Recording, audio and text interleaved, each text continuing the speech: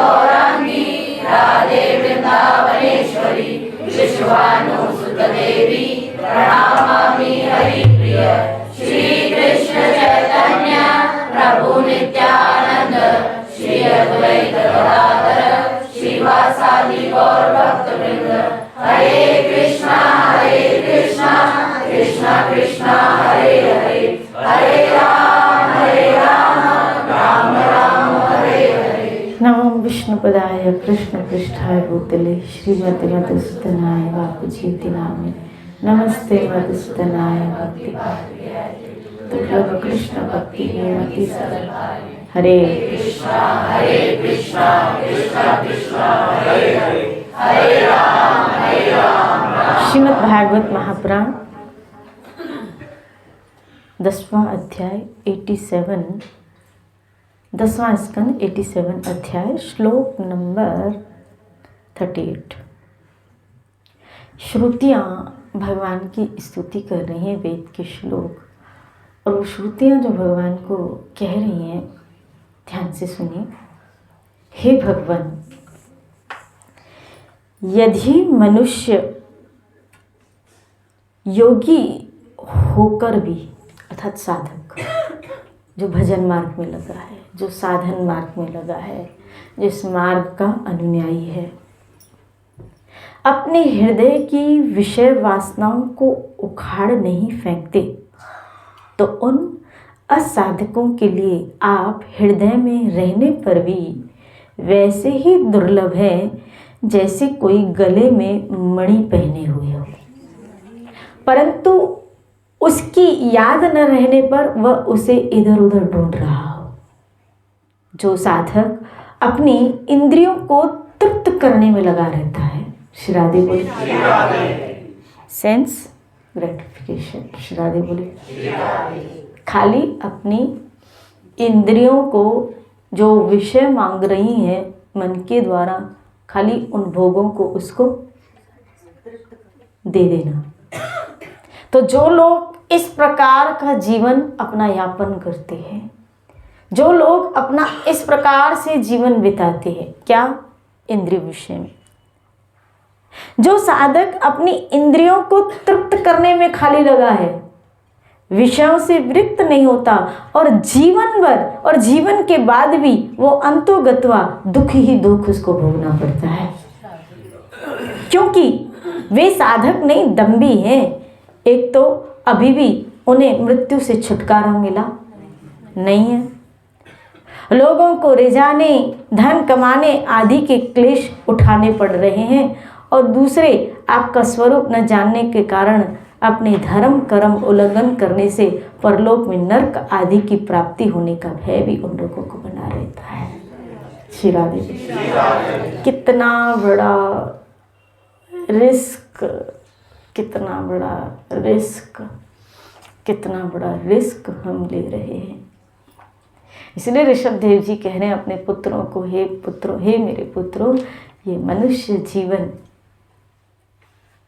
तप करने के लिए मिला। तपस्या का अर्थ क्या है? जो मन मांगे खाली उसकी इच्छाओं को वो पूरा करना नहीं है।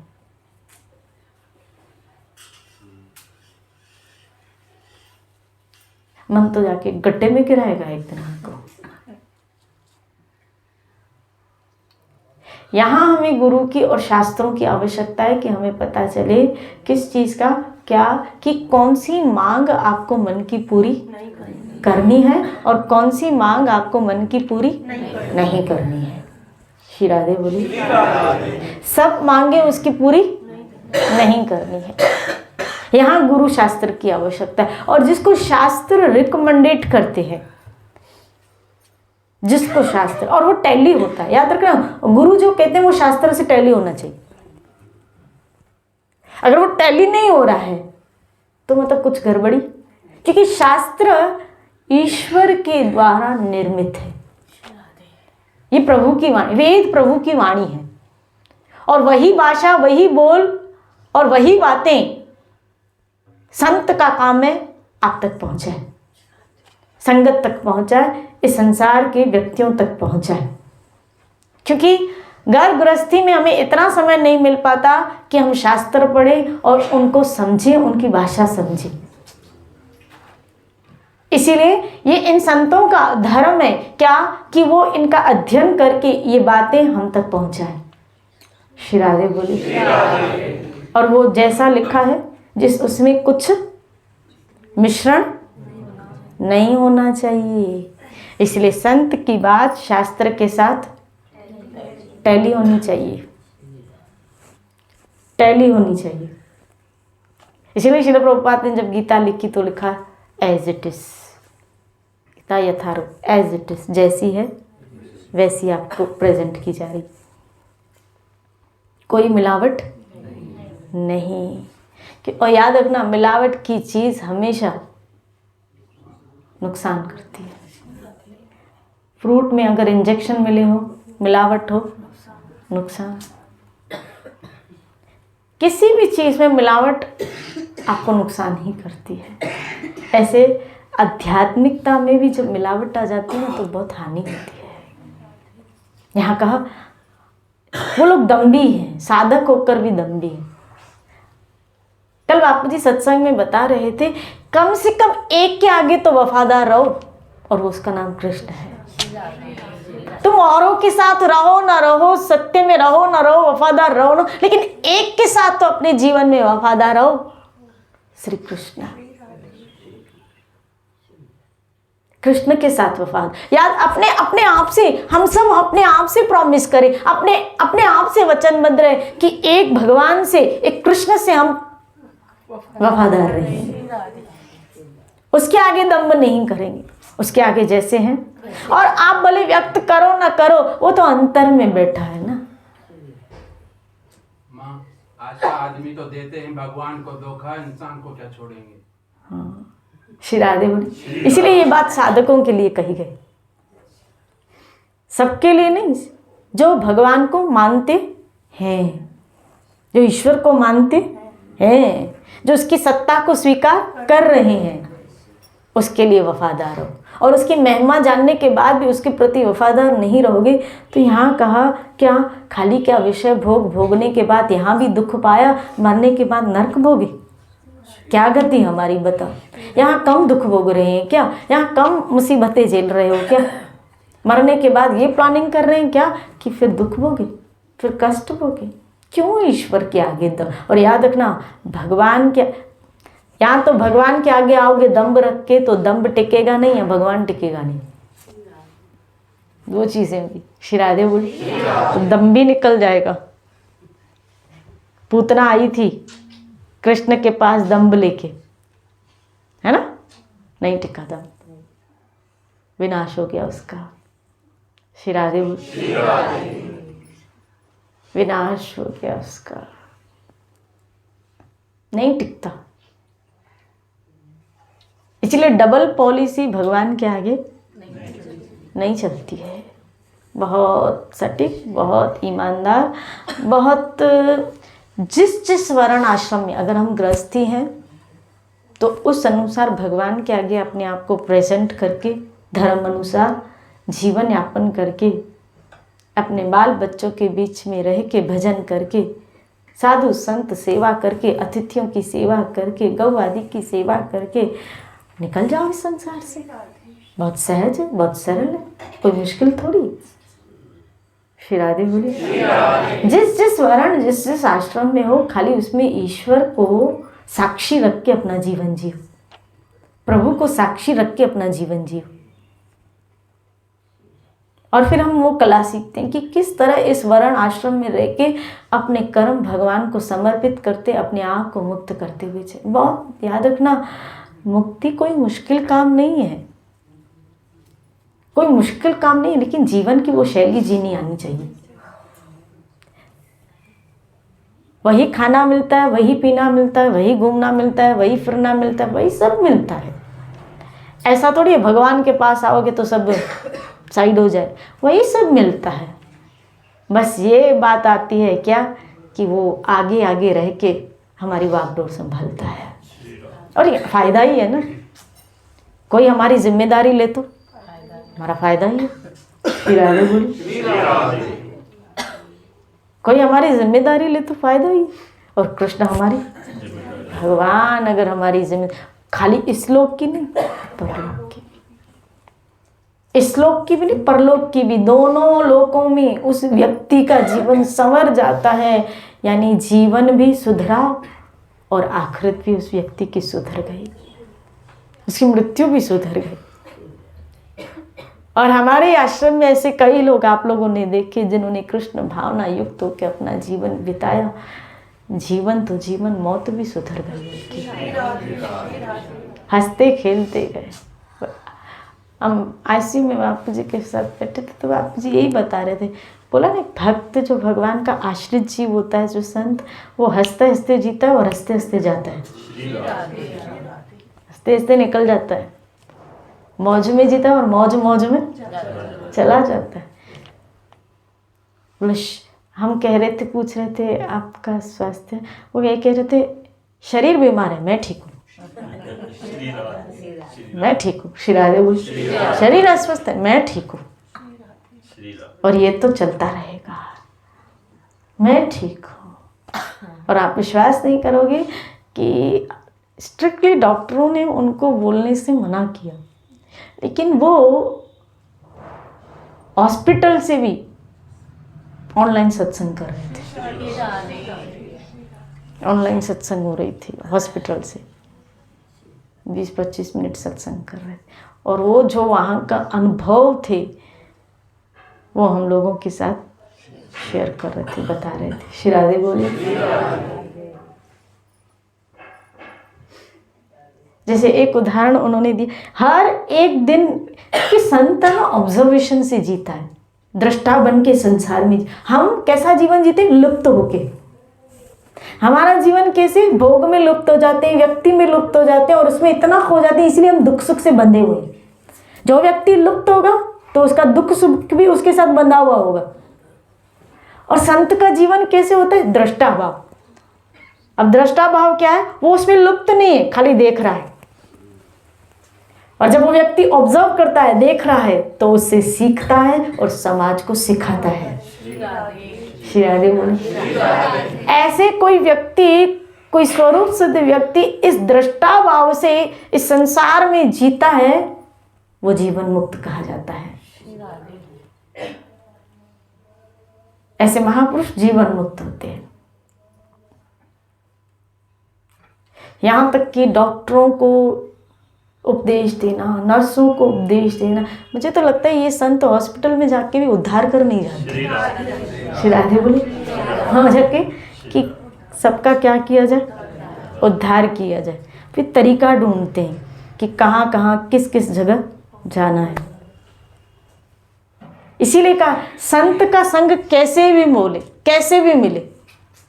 वैसे तो संत मौन रहता है, लेकिन जब बोलता है तो बस, जब बोलता है तो जग का कल्याणी होता है, जग का मंगल ही होता है। जैसे अपने आनंद में रहता है, अपनी मौज में रहता है, लेकिन जब बोले तब इस जग का कल्याणी ही हुआ।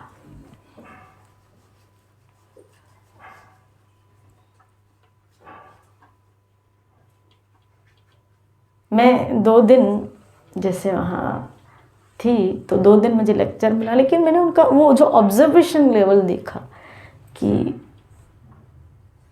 हॉस्पिटल में रह के भी कोई व्यक्ति क्या कर रहा है, ऑब्जर्व कर रहा है, सत्संग कर रहा है। श्री राधे बोल।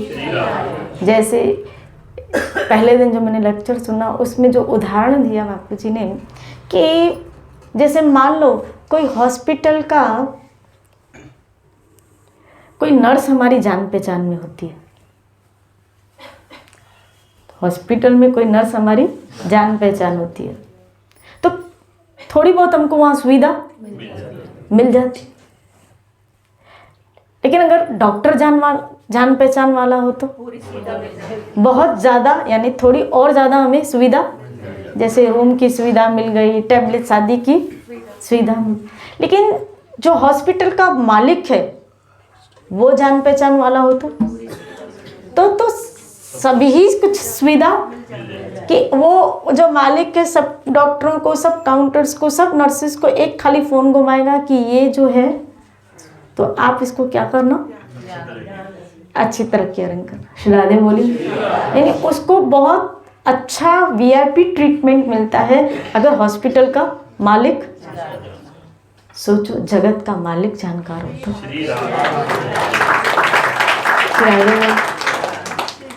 अगर एक नर्स जानकार है तो थोड़ी सी, अगर एक डॉक्टर जानकार है तो थोड़ी उससे, और अगर हॉस्पिटल का मालिक जानकार है तो पूरी ही सुविधा। लेकिन अगर जगत का मालिक ही जानकार हो जाए तो श्री राधे बोले। फिर खाली वो हॉस्पिटल नहीं, दुनिया के किसी कोने में भी जाओगे, देवी देवता किन्नर कहीं से भी आपको हमेशा सहायता ही मिलेगी। खाली हॉस्पिटल नहीं, दुनिया के किसी, आपको पता है आयुर्वेद किसने बनाया? धन्वंतरी जी निकले। श्री राधे बोले। जो दवाइयाँ जो आप ले रहे हो, ये दवाइयाँ भगवान के एक अवतार धन्वंतरी जी ने ही तो बनाई। वो धन्वंतरी भी आपका क्या हो जाता है? सहयोगी। श्री राधे बोले। तो फिर क्यों ना हम जगत के मालिक के साथ टाई कर ले? श्री राधे बोले। उसके साथ दोस्ती कर ले। श्री राधे बोले। फिर क्यों हम यहाँ के लोग, जैसे फिर उन्होंने एक और एग्जाम्पल दिया बापू जी ने कि एक बकरी थी, एक लोमड़ी थी जो जंगल में, आपको पता है जंगल का राजा कौन होता है? शेर। तो उस लोमड़ी ने सब जो पशु थे उन सबको भड़काया, बोले क्या इसको राजा मानते हो? खाली हैं झाड़ मारता है। तो किसी और को हम राजा बनाए, बोला किसको? तो उस लोमड़ी की दोस्ती बंदर के साथ थी। श्री राधे बोली। किसके साथ थी? बंदर के साथ। और उसने सब पशुओं को अपने बातों से बोला अब हम राजा मिलके किसको बनाते हैं? बंदर को। ठीक है, सब पशुओं ने कहा आज से हमारा राजा कौन? बंदर। श्री राधे बोली। आज से हमारा राजा कौन? बंदर महाराज। बंदर जय हो, बंदर महाराज की जय हो। अब एक हिरण के बच्चे को एक चीता उठा के पकड़ के लेके गया। सब पशुओं ने कहा राजा के पास है, बचाइए उसको, बचाइए। अब बंदर चीता के साथ क्या मुकाबला करे? श्री राधे बोली। वो इधर से उछले, इधर उछले, इधर उछले, इधर उछले, इधर जंप मारे, इधर जंप मारे, इधर। तो बोला अब बचाइए ना उसको, ये क्या करे? बोला भाई मैं यही कर सकता हूँ, मेरी पहुंच यहाँ तक की है। श्री राधे बोली। मैं यही कर सकता हूँ, मेरी पहुंच यहाँ तक ही है। इधर जंप मारना, इधर जंप मारना, इधर। मैं कोशिश तो कर रहा हूँ ना, मैं अपनी तरफ से प्रयास तो कर रहा हूँ। क्यों? मैं यही कर सकता हूँ। बस जब हमें भी तकलीफ आती है ना, ये सब खाली ऐसे जंप मारेंगे, इधर से उधर, इधर से उधर, इधर से उधर, इधर से उधर। श्री राधे बोली। एक हॉस्पिटल से दूसरे डॉक्टर से तीसरे डॉक्टर, कभी इधर लेके जाएंगे, कभी बॉम्बे लेके जाएंगे, कभी दिल्ली ले, वो इधर से इधर ही जंप मारेंगे। बंदर की तरह वो खाली जंप ही मारेंगे। सहायता तो मेरा गोविंद ही करेगा, हेल्प तो आपकी गोविंद ही करेगा। श्री राधे बोली। अंतो गत्वा, जब जीव ICU में भी जाता है, आप देखो उस वक्त अकेला ही होता है। इस संसार को छोड़ता है तो भी अकेला ही होता है। श्री राधे बोली। अकेला ही होता है, अकेला ही होता है। तो ये उन लोग, आप देखो बापू जी का ऑब्जर्वेशन। श्री राधे बोली। जैसे उन्होंने एक और एग्जाम्पल दिया जो दिल को छू गए। श्री राधे बोली कि जब हम हॉस्पिटल में जाते हैं, भगवान न करे कभी आपको जाना हो या एडमिट हुए हो, आप में से कई लोग एडमिट हुए हो, तो जब हम एडमिट होते हैं, आपने देखा होगा कई लोग ICU में होते हैं, कई लोग नॉर्मल वार्ड में होते हैं। अब हमें जिस बेड पे सुलाया जाता है, आपको पता है ना कि हॉस्पिटल का एक यूनिफॉर्म होता है, आपको वो कपड़े पहनने पड़ते हैं। शिरादे बोले वो वस्त्र पहनने पड़ते हैं, और हम वो वस्त्र ईमानदारी से, अब मुझे पता वो कितनों के उतरे हुए होते हैं,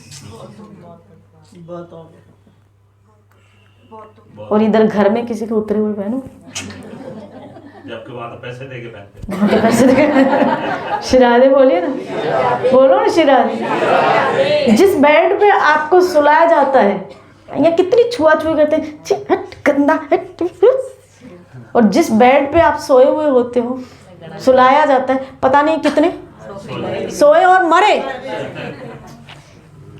यहाँ घर में कोई मर जाए, जिस बेड पे, जिस गद्दे पे, वो गद्दा तो, अब वहाँ क्या करोगे? हॉस्पिटल में डॉक्टर को बोलोगे गद्दा फेंको, भैंस पे नहीं, पता नहीं कौन मरा हो, तो कोई सोया हो तो नहीं, मैं नहीं। शिरादे बोली, बोलो ना शिरादे। कितने नखरे हैं आप बताओ, हमारे अंदर कितने नखरे, वहाँ सारी हैंकड़ी निकल जाए, सारे नखरे खत्म। वो नर्स की थी चुपचाप लेट जा। शिरादे बोले, कभी कभी तो नर्स डांट के भी बोलना ही नहीं है। शिरादे बोली तो डांट के जाता है। सारी हैंकड़ी खत्म हो जाती है। वो कपड़े ईमानदारी से हम, वो बेड पे, वो जो तकिया देते हैं, पता नहीं कौन मरा हो उसमें, कितने मरे हो, कौन में क्या पता नहीं, कितने मरे हो। वो चादर हमको जो देते,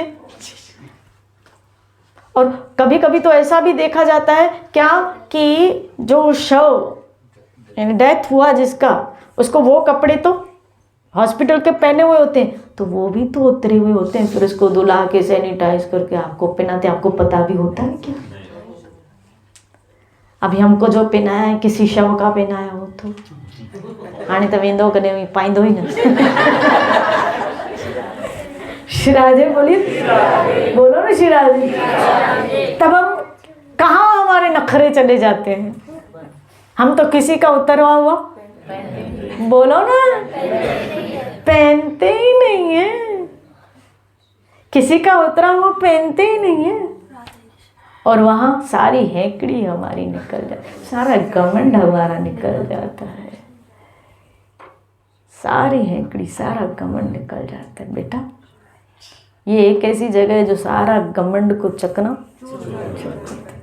हम तो खाली उस वक्त डॉक्टर साहब मुझे बचा लीजिए, अब वो जैसा कहेगा वैसा करे, वो कहेगा उल्टा लटक तो लटके। शिरादे बोले, इधर सुई मारे, इधर सुई मारे, इधर दवाइयाँ डाले, इधर कभी तो नली, कभी कहाँ कभी कहाँ। हम चुपचाप, वो जो करता है हम उसको करने देते हैं। जिधर सुइयाँ लगानी है उसको लगा, खाली हमको क्या करो, ठीक करो। शिरादे बोले, बचा लो, जबकि पता है मृत्यु तो निश्चित है। सारी हैंकड़ी निकल गई। यूं भगवान हमारी सारी हैंकड़ी, कितना कितना कितना कितना धनवान व्यक्ति, पैसे वाला व्यक्ति, अमीर से अमीर व्यक्ति हो, लेकिन उसकी भी हैंकड़ी हॉस्पिटल में आके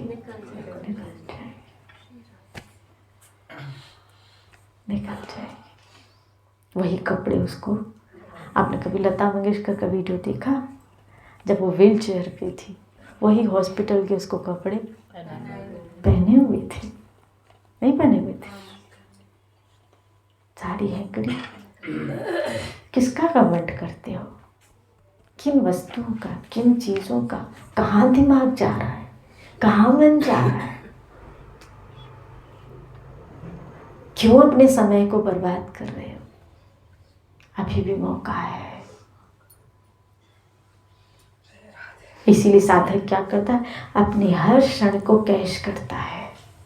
बहुत सो लिए, बहुत अज्ञानता में जीवन बिता दिया। अब देखो यहाँ भी क्या है कि धन कमाने में, लोगों को रिझाने में हमारा पूरा समय निकल गया। खुश हुए, रिझे लोग, शिरादे बोले, उनको रिझाने में, उनको खुश करने में, और यहाँ धन कमाने में, लेकिन उसको कभी मृत्यु से छुटकारा उलझता गया। इसको खुश करूं, इसको खुश करूं, इसको खुश करूं, इसको खुश करूं, इसको खुश करूं, इसको खुश करूं, इसको खुश करूं, इसको खुश करूं। विचार आया ही नहीं कभी ईश्वर को खुश करूं, कभी अपने गोविंद को, कभी अपने पैदा करने वाले को खुश करूं जिसने मुझे सब दिया।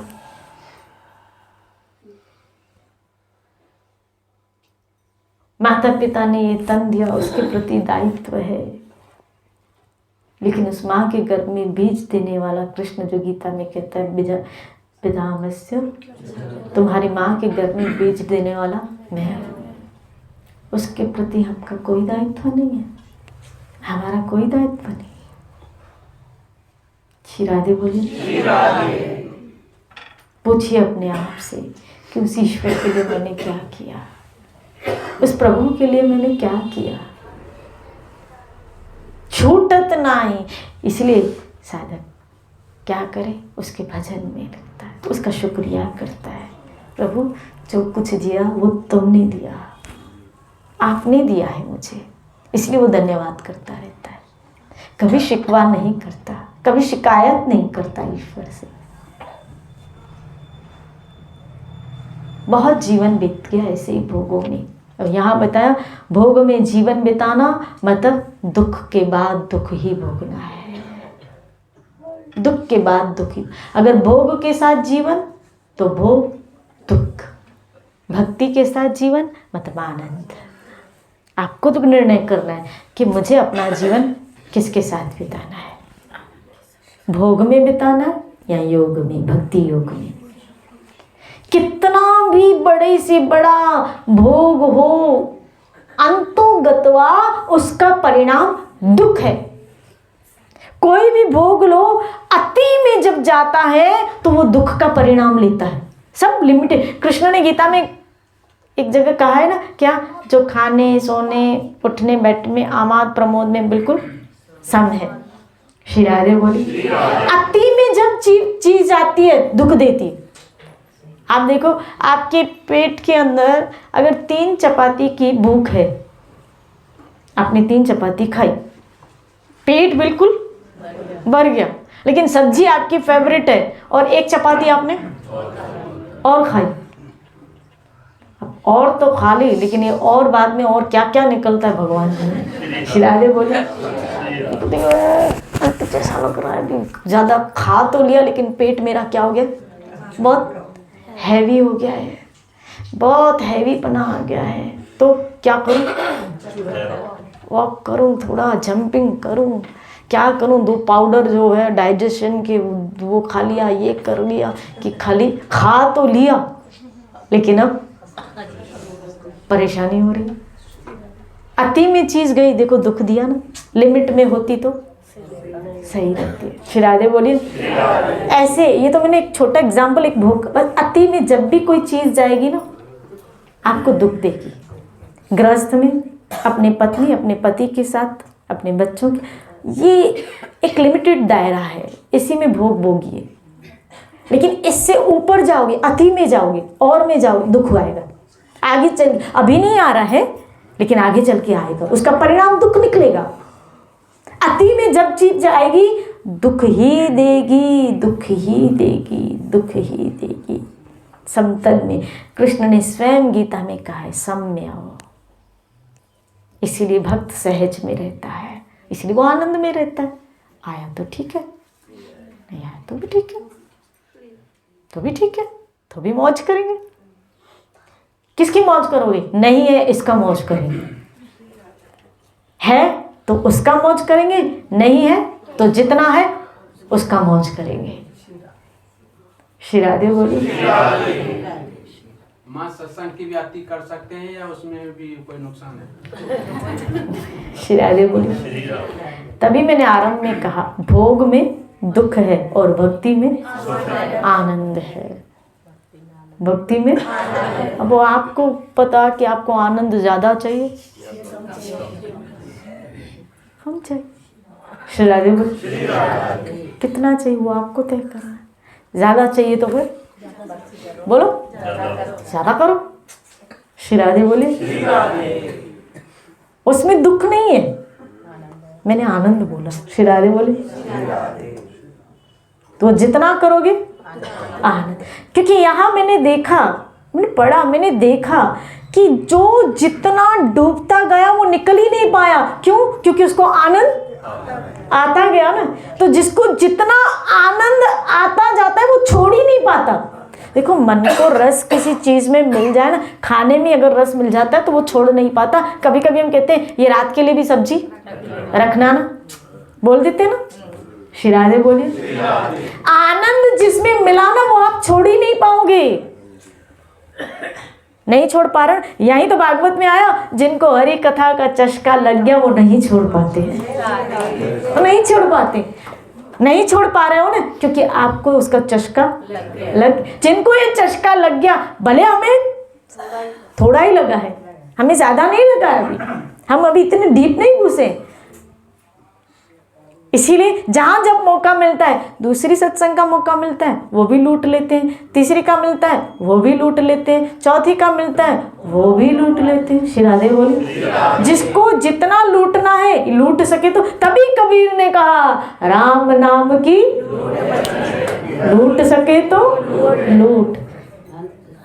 ये लूट लगी है, अब तुम कितना लूटना चाहते हो तुम्हारे ऊपर है। हमने दायरा फिक्स किया है क्या, 2 घंटे माला करेंगे उसके बाद नहीं करेंगे, 1 घंटा सत्संग करेंगे उसके बाद। हमारी अभी भक्ति तय है, तय की हुई भक्ति है, निरंतर वाली नहीं है। जहां गीता में कृष्ण ने कहा तेषां सतत नित्य युक्तान, नित्य यानी हमेशा, नित्य मुझसे जुड़ा है। ये तय करने वाली भक्ति अच्छी है, लेकिन बहुत अच्छी नहीं है। श्री राधे बोलिए। ये बहुत अच्छी नहीं है। बहुत अच्छी क्या है? जहां आप नित्य युक्त रहो उससे, हरदम उससे जुड़े रहो। श्री राधे बोलिए। ये तो आपको इसीलिए बाउंड किया जाता है ना, खातर 2 घंटे तो संसार को छोड़ा, अभी 1 घंटा तो कृष्ण के पास आ गए ना, आधा घंटा तो 1.5 घंटा तो छोड़ा माला में बैठे, तो कम से कम इतना तो छोड़ा, और इतने में तो वो योग अर्थात ईश्वर के साथ जुड़ गए। लेकिन यहाँ तक आपकी बात सीमित नहीं। अब हम क्या करते, इतनी देर सत्संग की, इतनी देर सेवा की, इतनी देर माला की, उसके बाद बोलो उसके बाद संसार के भोग भोगो, क्योंकि इतना तो किया। अब उसके बाद क्या करो, लेट्स बोलो ना, एंजॉय। अब एंजॉय कर सकते हैं। श्री राधे बोले। तो अभी भी हमारी भक्ति का क्या है, खाली एक छोटा सा, लेकिन कृष्ण ने क्या, यत् करोषि यत् जनासि ददासि। श्री राधे बोले। कृष्ण ने ये नहीं कहा कि कुछ मुझे, कृष्ण ने कहा तुम जो कुछ करते हो तुम्हें सब अर्पण करना है। इसलिए अभी तक हम दायरे में हैं, और वो दायरा गुरु के द्वारा बांधा हुआ है। श्री राधे बोलिए। अगर वो बाउंड्री भी निकल जाए ना, हम तो बन के चलो मस्त गगन में आज में दुनिया की मगन। श्री राधे बोलिए। तो बोला सेवा हो गई ना, तो बोला होटल चले। सेवा हो गई ना, भजन हो गया ना, तो बोला घूमने चले। श्री राधे बोलिए। बोलो ना श्री राधे। अभी भी हमारी भक्ति दायरे में। जब नित्य पे आओगे, इसीलिए अच्छी है, क्योंकि ना करने से तो अच्छी, लेकिन बहुत अच्छी नहीं है। आपको एक स्टेप और बढ़ना है, स्टेप और बढ़ने हैं, कि यहाँ तक आपकी भक्ति सीमित नहीं, अभी तो नित्यता में आना है। अभी तो कुछ घंटे में है, और यहाँ तो कहा जितने घंटे हैं वो सब मेरे गोविंद के हो, बस यहाँ क्षण क्षण कृष्ण के लिए हो। हम तो गाते हैं ना, श्वासों की माला में सिमरू। यहाँ खाली घंटे नहीं, दिन नहीं, यहाँ तो श्वासें देनी है आपको। जब श्वासों की माला पे सिमरू में पीकर श्वासें देनी है आपको, यानी उस मंजिल तक, उस सीढ़ी तक आपको यहाँ से वहाँ पहुँचना है जहाँ आज हाथ में माला है वहाँ श्वास माला बन जाए। अब वो सफ़र स्टार्ट हुआ है हाथ की माला का, लेकिन सफ़र कंप्लीट आपका कब होगा? जब आपकी सांसें भजन करेंगी। ये ऑब्जर्व किया करो कि कितनी सांसें ले रहे हो और कितनी बार भजन हुआ। अभी तो जबान भजन करी, फिर सांसें भजन करती है। श्री राधे बोली, बोलो ना श्री राधे। अब वो सफ़र तो उतना करना है, इसलिए खुश मत रहो, राजी मत रहो अपनी भक्ति से। हाँ बस छुट्टी विनाशी नरकम में पहुँची विनाशी, ऐसा है, ठीक हो गया। श्री राधे बोले, बोलो ना श्री राधे। बच्चों अपनी मंजिल बहुत बोलो ना,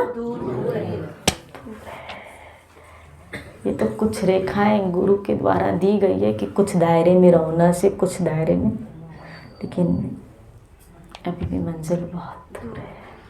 जी आप में से किसी का कोई कुछ पूछ रहे हैं? हमारे देश के प्रधानमंत्री श्री नरेंद्र मोदी जी रेडियो पे अपने मन की बात बतलाते हैं, तो मैं भी आपके समझ जो है कि मन की बात रखना चाहता हूँ एक गीत के माध्यम से। हाँ